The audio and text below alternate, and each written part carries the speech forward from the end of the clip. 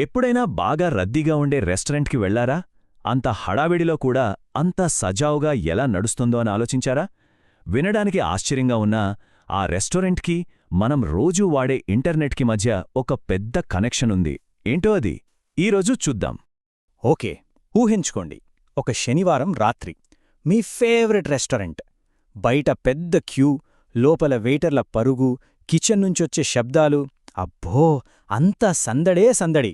కొంచెం గందరగోళంగా కూడా ఉంటుంది కదా. ఇక ఈ మొత్తం సీన్లో మన మొదటి హీరో ఎంట్రన్స్ దగ్గరుండే హోస్ట్. ఎవరు లోపలికి వెళ్ళాలి, ఎవరు వెయిట్ చెయ్యాలి అంతా కంట్రోల్ చేసేది ఆయనే. ఆయన లేకపోతే లోపలంతా గందరగోళమే.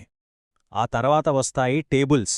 అసలు పని జరిగేది ఇక్కడే, కాని ప్రతి టేబుల్కి ఒక లిమిట్ ఉంటుంది. ఒకేసారి కొంతమందికి మాత్రమే సర్వ్ చేయగలదు, అంతే. సరే, మరి ఆ హోస్ట్కి ఏ టేబుల్ ఖాళీగా ఉందని ఎలా తెలుస్తుంది?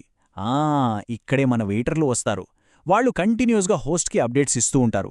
టేబుల్ నెంబర్ 5 ఖాళీ అయ్యింది, ఇక్కడ ఇంకా టైం పడుతుంది అని చెబుతుంటారు. టెక్నికల్ భాషలో చెప్పాలంటే ఇవే హెల్త్ చెక్స్ అన్నమాట.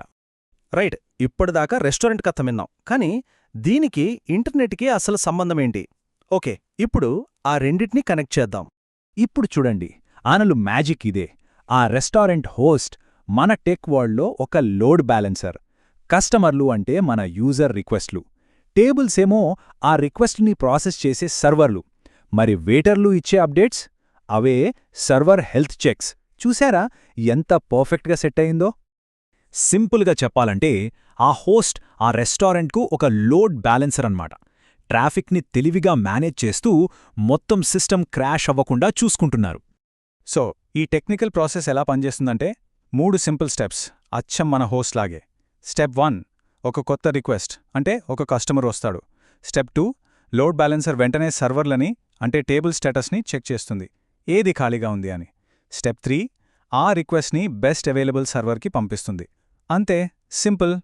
అయితే ఈ లోడ్ బ్యాలెన్సింగ్ అనేది ఒక్క ఇంటర్నెట్కే పరిమితం కాదు.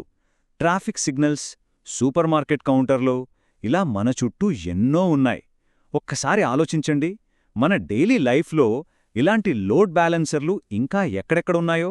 బహుశా మనం గమనించిన చోట్ల కూడా ఉండి ఉండొచ్చు.